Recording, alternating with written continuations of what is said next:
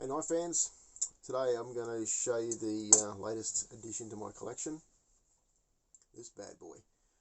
This is a Greg Wall replica of the Life Support System 1, originally made by Jack Crane for the, well, most notably used in the movie Commando, apparently designed before that and used in Airwolf TV series.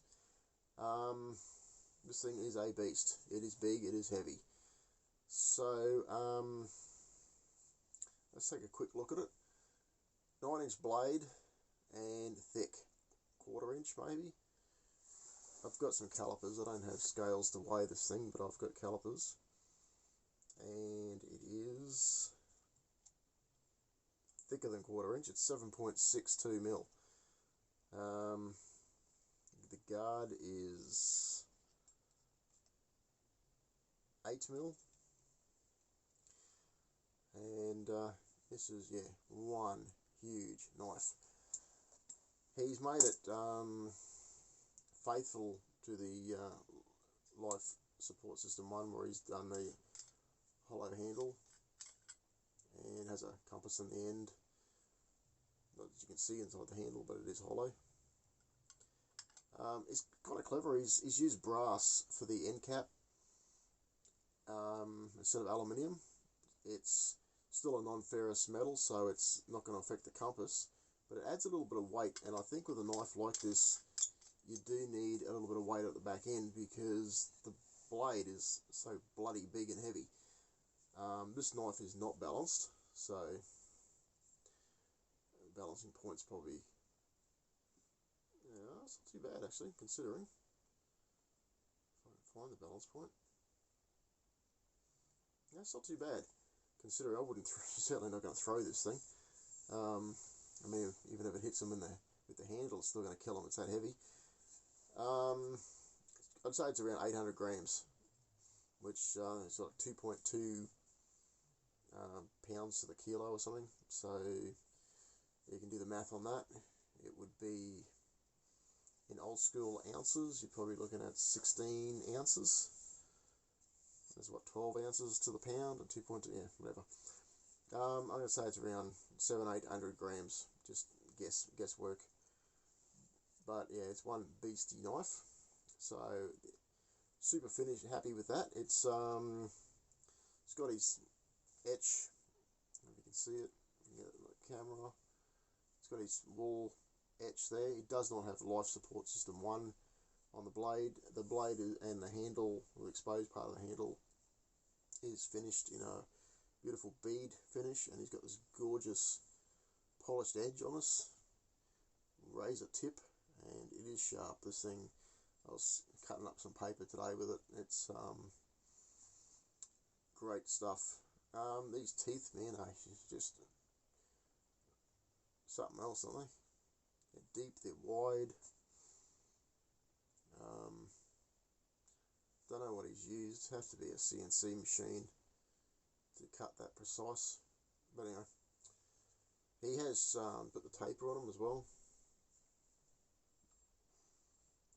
Quite an aggressive angle on both the taper on the back and the swedge. So I'll try and bring that in the camera for you. Even the cutting edge, the main bevels are actually quite steep. I would suggest that they're approaching probably 15 degrees. So yeah, this is one beast of a knife. Now, handle construction is quite interesting. It looks like a weld right the way around. It's not uncommon for hollow handle knife makers to weld blades to the guard and the handles. Can't see if he has welded the handle to the guard first, but it's definitely a visible line in around the where the ricasso meets the guard.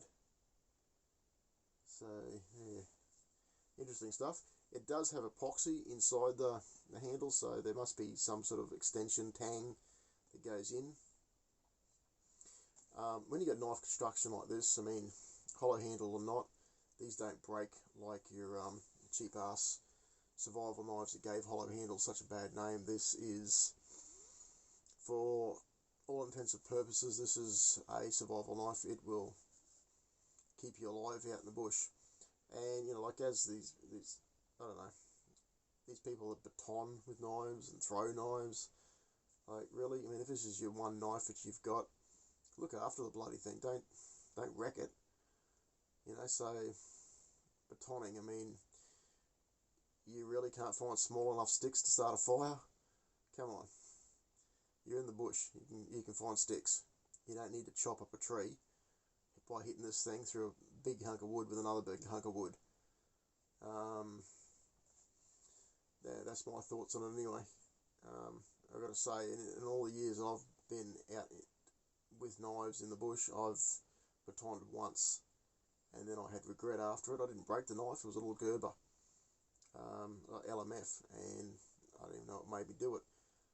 But yeah, it performed perfectly. Smacked through this great big piece of wood all the way to the ground, and but there's no need, honestly. I was in the bush. There was tons and tons of wood. Just had to get up off my ass and go and find some. But what a beast, man! I got to say. Now the sheath that's come with this thing is absolutely first class as well. This leather, man. I normally don't like leather products apart from shoes, but this is something else. This is really, really good. And that smell, wow. That is so good. Very, very positive press stud on the front. And this gorgeous big, I think it's a D ring in the back. And that allows, when this is on your belt, and if you want to sit down, you actually can when it's tied. It's got a lanyard tied to your leg.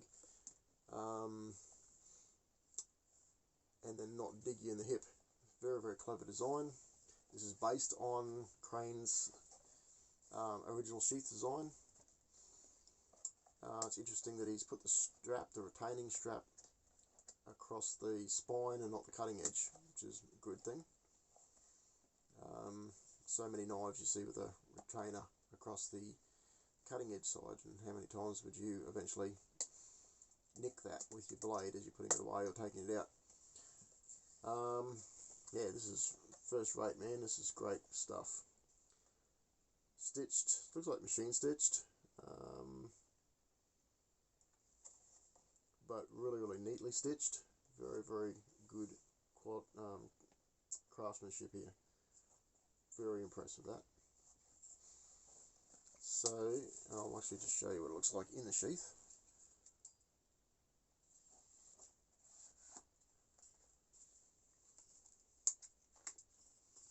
And so that's it there. Pretty much how it would hang off your hip, and yeah, lovely. It's called wrap handle. The design intentionally has this exposed front piece. It is a thin handle, however. I'm not 100% sure. So it's comfortable of diameter. It's not quite an inch. What is that? Where's the calipers? It looks about 20 mil. No, it is an inch. There you go. So my handles that I use must be thicker. Yeah, no, it's 25.4, 1 inch. The pommel is a little wider, probably closer to 30 mil. What's happened here? Got some weird ass measurement that I'm not supposed to have. Zero that out.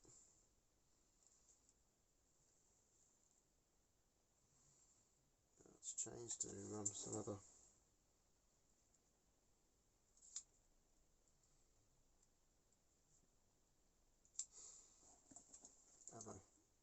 Dimension. Yeah, it's a bit over 30 mil for the pommel, and yeah, it's a very, very nice package. So just take some measurements of this blade. It is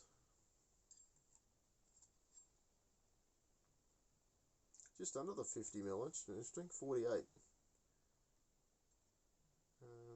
Even at the clip, where the clip meets, it's 48.6. So just a little bit under 50mm. So obviously started with 50mm bar stock. Time to trim it down, shape it up, put an edge on it. That's what you do, is lose a little bit. So interesting. The guard is about 30mm, bit under 28mm, 28.8mm wide. Yeah, super happy with this knife. It's awesome. It's gonna go right beside the Buckmaster in as far as collectibles go. Beautiful piece of workmanship. Well done, Greg. Excellent, love it. So, also it came in the mail today, and kind of a bit of a throwback to what sort of got me into collecting knives again, was this little